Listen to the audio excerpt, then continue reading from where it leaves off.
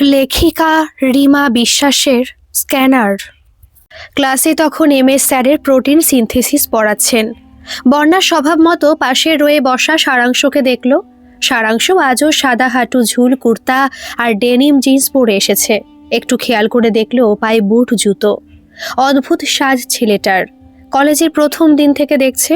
লম্বা আর বেশ ভারী কি ধরনের, পেশিবহুল কিন্তু নির্মেদ, গায়ের রং চাপা, চিবুক ধারালো, নাক টিকালো, ভুরু ঘন আর গালে হালকা দাড়ির আভা, মাথা ভর্তি ঝাঁকড়া চুল।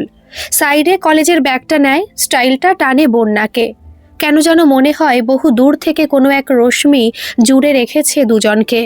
ছেলেটা দুলকি চালে হাঁটে, ধীরে এসে বেঞ্চে বসে আর ওর গুরু গম্ভীর গলায় বন্ধুদের কিছুটা অর্ডার দেওয়ার ভঙ্গিতে কথা বলে। বন্যা টান অনুভব করে, বড় গভীর টান।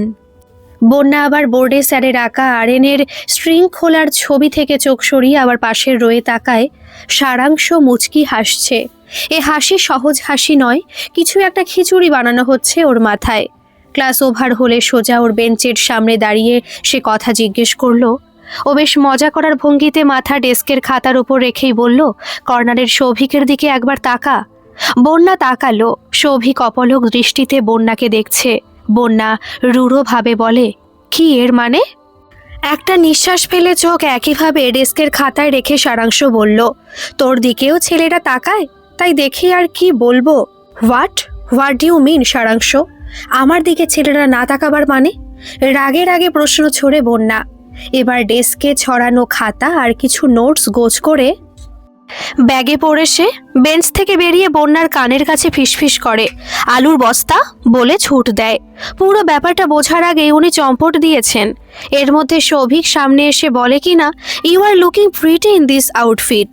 বিরক্ত মুখে বন্যা বলে, এই যা তো, ফালতু মাথা গরম করিস না, ভাগ।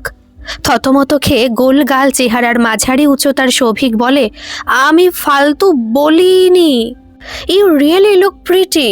এই যা না সৌভিক, ফালতু টাইম পাস করার কাউকে পাসনি তুই। সৌভিক আরও কিছু বলতে যাচ্ছিল, কিন্তু তার আগে ক্লাসরুম থেকে বেরিয়ে এলো বন্যা। রাগ হচ্ছে সারাংশর ওপর। দিনে রাতে একটা কথাই উনি শিখে রেখেছেন, আলুর বস্তা। আজ থেকে নয়, কলেজের প্রথম দিন থেকে। হেঁটে যাচ্ছিল কলেজ চত্বরে, তখন বাঁ কাঁধে কেউ হাত রাখলো। ঘুরে তাকাতে সে হাত রেখেছে ডান কাঁধে, এবং একটি অতি পরিচিত প্রশ্ন, মা আজকে টিফিন দিয়েছে বন্যা সোনা? আলুর পরোটা? প্রায় দাঁত খিচিয়ে বন্যা বলে, ভালো হবে না কিন্তু সারাংশ। কেন, কি করবি শুনি, দেখবি? বন্যা দু হাত তুলে ওকে মারতে উদ্যত হলে সারাংশ ওর বড় বড় হাতের পাতায় মুঠিবদ্ধ করে নেয় বন্যার হাত। বন্যা মুখ হা করে বলে, আমি কামড়ে দেব।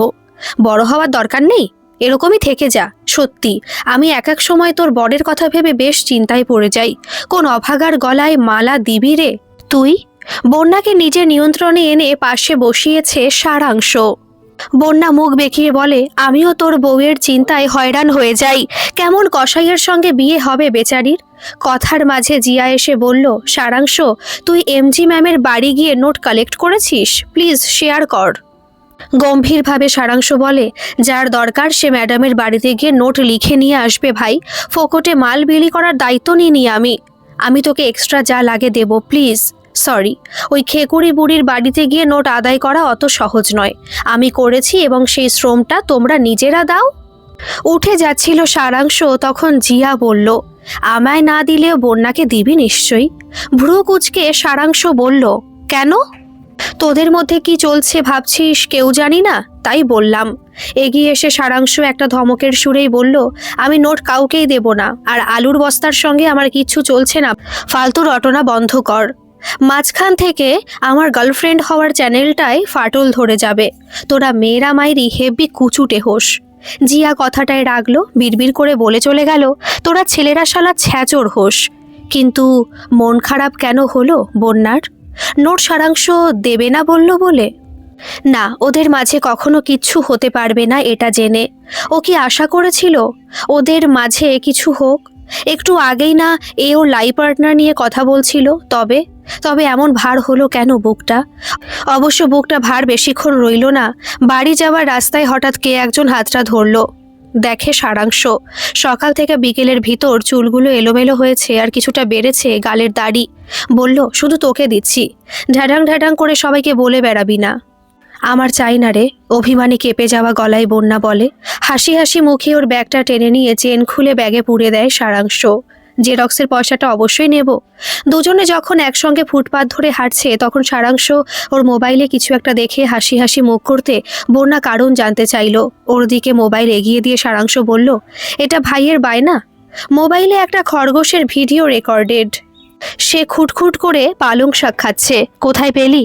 বিস্ময়ে জিজ্ঞেস করে বন্যা। সারাংশ হাসে।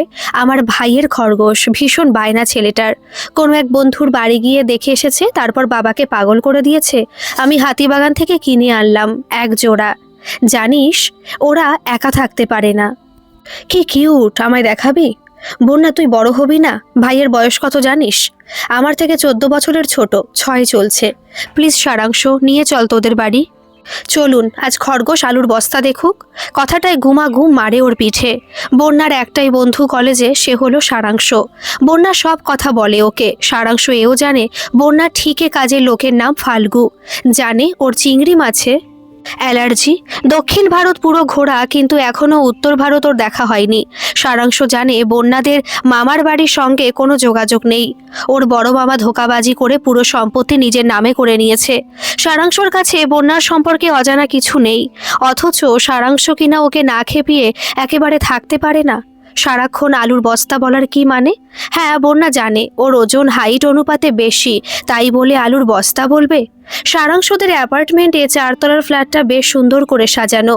দেখে বোঝা যায় এদের আর্থিক সমৃদ্ধির কথা। বন্যা জানে সারাংশর মা বাবা দুজনে উপার্জনক্ষম। ওর বাবা ব্যাংক ম্যানেজার আর মা একটা বুটিক চালায়। বন্যাকে সোফায় বসিয়ে ভিতরের ঘরে যায় সারাংশ। তারপর ফকফকে সাদা খরগোশ দুটোকে তুলে এনে বন্যার কোলে রাখে। বলে, একদম ভুলে গিয়েছিলাম রে, আজ ফ্রাইডে। আমার মা ভাইকে যোগা ক্লাসে নিয়ে গেছে। আর তখনই ফোনটা বাজলো সারাংশের। ও ফোন ধরে হ্যালো হ্যাঁ বলার পরই এগিয়ে ধরলো বন্যার দিকে। বলল, সৌভিক তোকে কি বলবে বলছে। সৌভিক ওকে আবার কি বলবে? বলার হলে সোজাসুজি ওকেই তো ফোন করলে পারত। এরকম একটা ভাবনায় কোলের খরগোশ নিচে নামিয়ে ফোন কানে চাপে। সৌভিক ফুর্তির মেজাজে বলে, ফাঁকা ফ্ল্যাটে ভালো এনজয় করছিস বল। কথাটায় কানের লতি গরম হয়। উত্তেজনায় বলে, কি মিন করতে চাইছিস?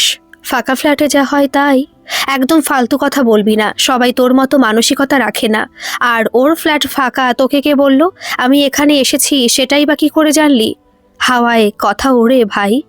আর সারাংশর ভাই আমাদের বাড়ির সামনের যোগা সেন্টারে আসে, এখনো এখানেই আছে। কত আর প্রুফ দেব? আমরা জানি সারাংশর বাড়িতে এখন কেউ নেই, আর তোরা জানিস না? রাগে কাঁপতে থাকা শরীরে ফোন ছুঁড়ে ফেলে উঠে যায় বন্যা।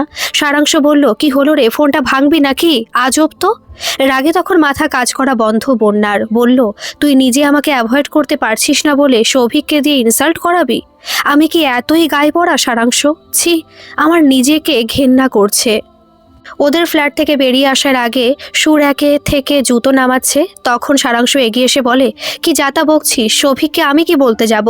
ঝরঝর করে চোখ দিয়ে জল পড়ছে তখন বন্যার। সারা শরীর কাঁপছে। ওর প্রতি ফিলিংস আছে, তা বলে কি নিজের আত্মসম্মান নেই? সারাংশ এগিয়ে আসে আরও অনেক কাছে। বন্যার ঘাড়ের কাছে শ্বাস পড়ছে সারাংশর। বন্যার হাত পা কেমন অবশ হয়ে আসে। সারাংশ 2 হাতে ওর মুখ তুলে নেয়। ওর ঠোঁট নেমে আসে বন্যার ঠোঁটের কাছে। ক্রমশ বাড়তে থাকে নিঃশ্বাসের উত্তাপ, বাড়তে থাকে হৃদয় দ্রিমি দ্রিমি। বন্যা যেন সহসা অবশ। আর তখনই একটা কর্কশ যান্ত্রিক শব্দে বেজে ওঠে ডোরবেল। মুহূর্তে ছিটকে যায় দুজন। বন্যার বুকের ভিতর বেজে ওঠে দামামা। সারাংশ দরজা খুললে সাদা গেঞ্জি প্যান্ট পরা এক ফর্সা গোল গাল বাচ্চা নাচতে ঢোকে। পেছনে ভারী চেহারার এক মহিলা। বাচ্চা ছেলেটা অবাক চোখে বন্যাকে দেখে পর্দার আড়ালে নিজেকে লুকিয়ে নেয়। ভারী চেহারার মহিলাকে দেখে সারাংশ কিছুটা জড়তায় আবার ঘাবড়ে বলে, মা, আমার বন্ধু বন্যা বাবলুর খরগোশ দেখতে এসেছে। ভদ্রমহিলা ঠোঁট টিপে হাসেন। বাবলু নয় বাচ্চা, কিন্তু এ মেয়েও দেখি বড় হলো না। দাঁড়াও, চলে যেও না যেন। প্রথমবার বাড়িতে এসেছো, অংশ কিছু দিয়েছো বন্যাকে? ফ্রিজে যে জুস ছিল না, দেওয়া হয়নি, ভেঙে ভেঙে বলে সারাংশ। ভদ্রমহিলা কিছু পরে একটা থালায় সাজিয়ে মিষ্টি নিয়ে আসেন। কিছু শুনবো না, সব কটা খাবি, নয় বাড়ি ঘুরে দেখে দেখে খেয়ে নে। চল আমি ঘরগুলো দেখাই। সারাংশর মা বেশ মিশুকে, বাড়িতে বন্যাকে দেখে খুশি হয়েছেন। বন্যাও সাময়িক উত্তেজনা থেকে নিজেকে সরিয়ে এনে পরিবর্তিত পরিস্থিতিতে ধাতস্থ হয়েছে। বন্যা বলল, এমনিতেই আমায় সারাংশ আলুর বস্তা ডাকে, তার মধ্যে আমায় এতগুলো মিষ্টি দিলে আন্টি। ভ্রু কুচকে সারাংশ মা ছেলের দিকে তাকান, বলেন, ও যেন কত বড় বডি বিল্ডার, যথেষ্ট বড় ভুঁড়ি আছে ওর। তুই খাতো, এই বয়সে না খেলে এরপর সুগার কোলেস্টেরলের চক্করে আর খেতেও পারবি না। সারাংশর মায়ের সঙ্গে বন্যা এঘর ওঘর ঘুরতে ঘুরতে ওদের ফ্ল্যাটের পিছনের দিকের ব্যালকনির দেওয়ালে পরপর কতগুলো ছবি টানানো দেখে সেখানে থামে। সে সময় ফোন আসায় সারাংশের মা ভিতরের ঘরে গেলেন। মিষ্টির থালা হাতে সেখানে একা দাঁড়িয়ে বন্যা হতবাক, প্রায় স্তব্ধ। ওর কি আচমকা সারাংশের মার এসে পড়ায় নার্ভাস ফিল করেছে? সারাংশের হঠাৎ এতটা কাছে আসে কিছু অসামঞ্জস্য? তাহলে এরকম কেন দেখছে? এ কি ইলিউশন? এদের ব্যালকনির একদিকের দেওয়াল জোড়া কতগুলো ছবি, একটা মেয়ের বিভিন্ন পোজের, আর সবগুলো ছবির মেয়েই বন্যা নিজে। অথচ সারাংশের মা ওকে দেখে কিছু বলল না। এমনকি সারাংশ নিজেও, ছবিগুলো হাতে আঁকা কিন্তু বেশ পুরনো এ ছবি। সারাংশ আঁকেনি বোঝা যাচ্ছে, কারণ ছবির নিচে সই করা পি ওঝা। সারাংশ ব্যালকনিতে এলে ওর দিকে কৌতূহলে তাকায় বন্যা। সারাংশ সে দৃষ্টি বুঝল না, বলল, এখনো মিষ্টিগুলো খাসনি? ওর প্লেট থেকে একটা গোলাপজাম টুপ করে মুখে তুলে নিয়ে চিবোতে লাগলো, বলল, খা জলদি। হতবাক বন্যা বলল, পি ওঝা কে হন তোদের? ছবিগুলোর কাছে গিয়ে তা দেখতে দেখতে সারাংশ বলল, বাবার মামা দাদু। দুবরাজপুরে বাড়ি ছিল আমার ঠাকুরমার, যদিও উনি বেঁচে নেই আর। এ ছবি বহু পুরনো। চিত্রকারের ক্রেডিট যে এত সুন্দর বাঁধিয়েছে আর এমন পাকা রং ইউজ করেছে যে এ ছবি আজও জীবন্ত। বন্যার সংকোচ হয়, তবু জিজ্ঞেস করে। সংকোচ এই কারণে কেউ বুঝতে পারছে না, অথচ ও কেন ছবির মেয়েটার সঙ্গে নিজের মিল পাচ্ছে। জিজ্ঞেস করে, এই ছবির মেয়েটাকে তোর চেনা লাগে না? খুব সহজভাবে সারাংশ বলল, ছোটর থেকে দেখছি তো, তাই চেনা লাগাটাই স্বাভাবিক। বাস্তবে কারোর সঙ্গে মিল পাওয়া যায় কি? সারাংশ কিছু বলার আগেই দরজার পর্দা ধরে বাবলু ওর দাদাকে ক্ষীণ গলায় ডাকলো, দাদা ভাই, তুমি কি আমার গেমগুলো দেখাবে? সারাংশ ভাইয়ের দিকে ঘুরে বলল, কাকে দেখাতে চাইছেন সেগুলো বলেই ফেলুন। কিছুটা ভরসা পেয়ে বাবলু পর্দা ছেড়ে এগিয়ে এলো, আঙুল তুলে বন্যাকে দেখালো। সারাংশ ভাইকে কোলে তুলে বলল, আজ না বাবলু, দিদিটার বাড়ি যেতে দেরি হয়ে যাবে কেমন? ওদের ফ্ল্যাট থেকে বেরিয়ে আসার সময় বন্যার মনে হচ্ছিল ওর মাথাটা ভার, চারপাশটা টলমলো করছে, ভালো লাগছে না কিছু। বাড়িতে ফিরে শুয়েই ছিল কি তখন গলা পেল পাড়ার রাস্তায় মল্লিক কাকু আর মিনতি কাকিমার। সাধারণত কারো গলার আওয়াজ পেয়ে উকিঝুঁকি দেওয়ার স্বভাব নেই, তবু আজ জানলার ধারটায় এসে দাঁড়ালো। শীত এসে পড়েছে, ঠান্ডা বাতাস চোখে মুখে এসে ঝাপটা দেওয়ায় শরীরটা হালকা লাগলো। রাস্তা জুড়ে সজনে গাছের পাতার ছাওয়ার নকশা। একটা ছাই রঙা বিড়াল কুণ্ডুলি পাকিয়ে বসে বসু অ্যাপার্টমেন্টের পাঁচিলে। সেখানে এসে পড়া সোনালি রোদের ওম নিচ্ছে। মিনতি কাকিমা সবজির ঠেলা থেকে বেগুন বেছে তুলছেন, আর মল্লিক কাকু সবজিওয়ালাকে দাম ঠিক করার কথা বলছেন। সরেই আসছিল বন্যা, কিন্তু হঠাৎ সারা শরীরে যেন ঝটকা খেলো। চোখের সামনে ফুটে উঠল সারাংশদের ব্যালকনির ছবিগুলো। তারপর সব শূন্য, সাদা আলোয় ঝলসে উঠল চারপাশ। কিছুক্ষণ সব স্থির, স্তব্ধ। তারপর সবুজ ঘাসে ভরা জমি, সে ঘাসের উপর প্রায় উড়ে উড়ে চলেছে কেউ। মাটির কুড়ে ঘর, গোবর লেপা উঠোনে মুরগি চড়ছে। বাঁশের বেড়ায় বাঁধা ছাগল। মাটির কুড়ে ঘর থেকে বেরিয়ে এলো এক মহিলা, খোলা গায়ে শাড়ি জড়ানো। এক পুরুষ দাওয়ায় বসে হুকু টানছে, খোলা গা, পরনে চেক চেক লুঙ্গি।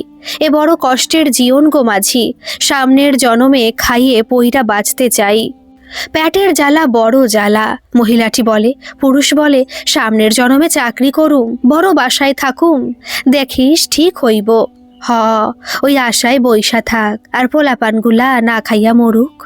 বন্যা স্পষ্ট দেখতে পায় ওই মহিলার পুরুষ আর কেউ নয়, মল্লিক কাকু আর মিনতি কাকিমা। হঠাৎ কান বন্ধ হয়ে আসে, ঝিঝি পোকা ডাকের মতো একটানা শব্দ শোনে। দরদর ঘামতে থাকে, তারপর মুহূর্তে সব স্বাভাবিক। বন্যা জানলায় দাঁড়িয়ে, মল্লিক কাকু আর মিনতি কাকিমা এখনো ঠেলায় সবজি কিনছে। এখন ওরা সিম নিয়ে দরাদরি করছে, কিন্তু একই সব দেখলো বন্যা। আর হঠাৎ করে শরীরটা এমন অস্থির হলো কেন? কলেজে এসেও হলো একই ঘটনা। সিঁড়ি দিয়ে উঠে দোতলার মুখে ক্লাস নেন করবী ম্যাডাম, আজও নিচ্ছিলেন। উনি অর্গানিক কেমিস্ট্রি পড়ান, বন্যার পাস সাবজেক্ট কেমিস্ট্রি। পেরিয়ে যাচ্ছিল, তখন শুনল ফিজিক্সের এনবি ম্যাম পারমিশন নিয়ে ঢুকলো। ওর কানে শুধু এলো, করবী আসবো? আর করবী ম্যাডাম বললেন, শিওর নবনীতা। পা থেমে গেছে বন্যার। ধীরে ধীরেও কেমিস্ট্রি ক্লাস মুখো হলো। দরজার মুখে দাঁড়িয়ে রইল অবধের মতো। এনবি ম্যাম বলছেন, একটু ডিস্টার্ব করছি, কিন্তু তুমি একটা অ্যানাউন্সমেন্ট করে দাও না ওদের পিকনিকের ফান্ডের ব্যাপারে। করবী ম্যামের হাতে একটা নোটিশ উনি মন দিয়ে পড়ছেন। বন্যার চারপাশ শূন্য, বাতাস শূন্য, বদ্ধ টানেলের ভিতর ওর মাথাটা যেন আটকে।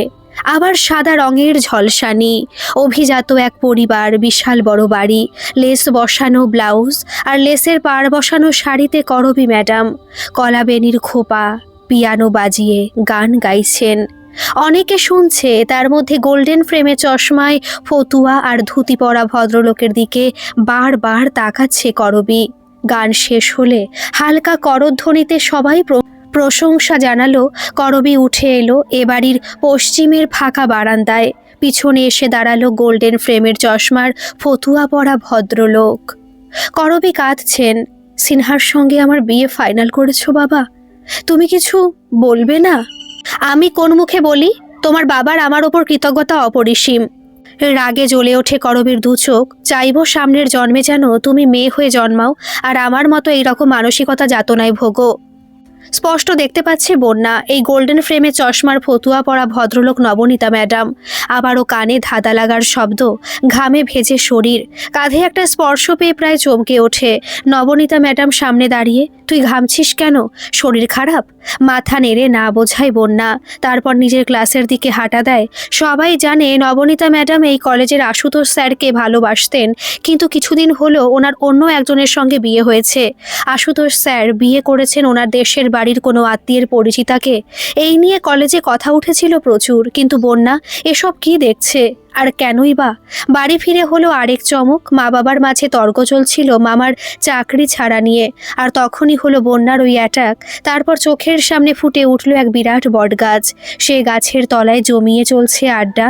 গ্রাম্য পরিবেশ, সবার গায়ে সাদা ফতুয়া আর ধুতি। একজন বয়স্ক মোটা সোটা চেহারার লোক ভুঁড়ি কাঁপিয়ে হাসছেন। সামনে দাঁড়িয়ে দুই যুবক, একজন ফর্সা, একজন কালো, রোগা পাতলা চেহারা।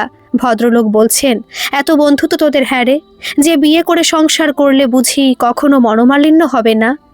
আরেক মাঝবয়সী ভদ্রলোক নাকে নস্যির টিপ নিয়ে বললেন, একটা ছেলে আর একটা মেয়ে হলে আমি নিজে পুরুত ডেকে বিয়ে দিয়ে দিতুম। হ্যাঁ হ্যাঁ হাসেন মাঝের মোটা চেহারার বয়স্ক ভদ্রলোক। বলেন, সামনের জন্মে স্বামী স্ত্রী হবি। এদের সবাইকেই চেনে বন্যা। বয়স্ক মোটা সোটা চেহারার ভদ্রলোক বন্যার দাদু, নস্যি নেওয়া ভদ্রলোক বড় মামা, আর দুই যুবকের মধ্যে শ্যামলাজন বন্যার মা, আর ফর্সা মানুষটা বন্যার বাবা। হ্যাঁ, এ কদিন ধরেই এই চলছে ওর জীবনে। হঠাৎ হঠাৎ পট পরিবর্তন হয়ে চলে যায় মানুষগুলোর পূর্বজন্মে। কদিন এমন এক স্থিতিতে ছিল যে কলেজে পর্যন্ত যায়নি, ফোন বন্ধ রেখেছে, কিন্তু এভাবে কদিন। তাই ফিরে আসতেই হয় নিত্যদিনের জীবনে।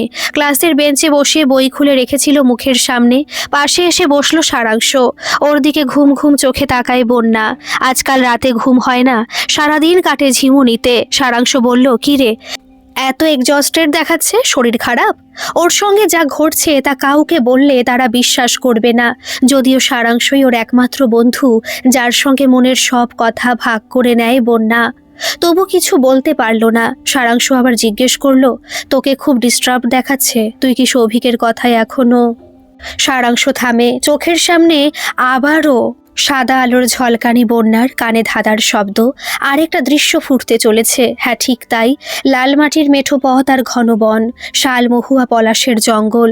একটা মেয়ে দাঁড়িয়ে একা, চারপাশে মানুষজনের ভিড়। ওকে কেন্দ্র করে সভা বসেছে, বিচার চলছে ওর। মেয়েটার কপালে চন্দনের টিপ, গায়ে লাল শাড়ি, হাতে গলায় রূপোর গয়না। একজন হাত নেড়ে বলছে, উহার পরিবার টকে এক ঘরে করুন আপনারা। বিহার দুদিন আগে আশীর্বাদের দিনকে সাজের সময় ঘর থেকে পালাইছে প্রেমিককে বিহা কইরবেক বলে। ই তো সাহস বটে মিয়াটর।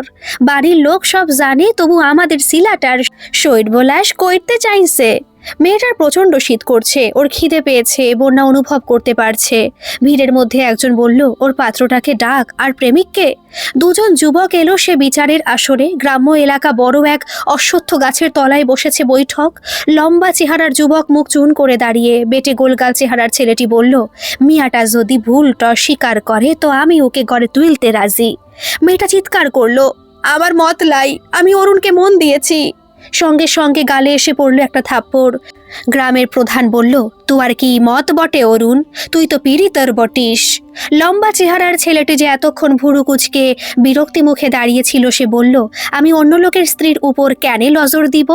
হুল্লোড় পড়ে যায় সেখানে। মেয়েটা প্রতিবাদী হয়, তুই আমায় বলছিলি আমার এলিয়ে পালাইয়া বিয়ে করবি, এখন কি করে কথার খিলাপ করলি? অরুণ কথার উত্তর দিল না। প্রধান জোর দিল, চুপ করে থাকলে যে হবেক না বাপধন। অরুণ বিড়বিড় করে বলল, আলুর বস্তা মতন কাউকে সামনে দাঁড় করাইন দিয়ে প্রেম কইরছো বললেই হলো? গ্রামের লোক সিঁদুর এনে এগিয়ে দিল বেটে গোলগাল চেহারার ছেলেটির হাতে। লে পরাইন দে চেতন। চেতন সিঁদুর পরাতে গেলে সে ডিবি উল্টে ওখান থেকে দৌড় দিল মেয়েটা। চারপাশে তখন সিঁদুর রঙের হাওয়া, পিছনে কোলাহল ফেলে ছুটতে থাকে মেয়েটা। ছুটতে ছুটতে হাঁপিয়ে যায় মেয়ে। অনেক দূরে বনের ভিতর এক মেঠো বাড়িতে আশ্রয় নেয়। তখন সূর্য ডুব দিয়েছে, আকাশ ফিকে, বনের ভিতরময় বন ফুলের মিশ্র গন্ধ। এক দাড়ি গোফওয়ালা ভদ্রলোক ওকে আশ্রয় দিল। সব শুনে বলল, এখানে থাক, যতদিন তুয়ার মন চায়। জিজ্ঞেস করলো, চেতনের সিঁদুর পড়লি লাই কেনে? মেয়ে বলল, ও জানতো আমি অরুণকে মন দিয়েছি, ও বেঈমান বটে। ভদ্রলোক হাসলেন, হি দুনিয়াটাই বেঈমানদের, বিশ্বাস করলে কি মরলে গো। ভদ্রলোক ছবি আঁকেন, মাস গেলে শহরে গিয়ে সে ছবি বিক্রি করে আসেন। বন্যারও ছবি আঁকলেন বিভিন্ন পোজে। বন্যার কাছে আবারও স্পষ্ট সব চরিত্ররা। চেতন হলো সৌভিক, অরুণ আজকের সারাংশ, মেয়েটি বন্যা নিজে, আর ওই শিল্পী ভদ্রলোক। তাকে তো চিনতে পারছে না বন্যা। অনেক কষ্ট করে ওর আঁকা ছবির নিচের সই দেখার চেষ্টা করে। পি ওঝা। সারাংশ কথা শোনা যায়, ঘামে হাওয়া লেগে শীতলার অনুভূতি। এত যে ঘামছিস, তো শরীর ঠিক আছে তো? সারাংশর মুখে চোখে চিন্তার রেখা, যদিও মুখ চোখ গম্ভীর হয়ে যায় বন্যার। বেঞ্চ ছেড়ে উঠে পড়ে ব্যাগের ভিতর বইখানা ভরে হাঁটা দেয়। বেঞ্চে বসে বসে সারাংশ বলে, আজ বিকেলে কোথাও বসে মোমো খাবি আর ফিশ ফিঙ্গার?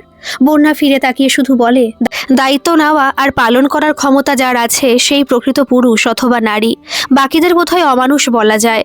সারাংশ হতবাক। বন্যা বলে, কথাটা মনে রাখিস, জীবনের কোনো না কোনো সময় ঠিক কাজে আসবে। বেন ছেড়ে উঠে এসে সারাংশ বলে, তুই কি আমার ওপর রেগে আছিস? আমি আমাদের নিয়ে সিরিয়াস। সেদিন খামখেয়ালিপনা ছিল না বন্যা, সেই জন্য তুই আমি কলেজে আসছি না দেখেও বাড়িতে একবার খোঁজ নিতে যাসনি।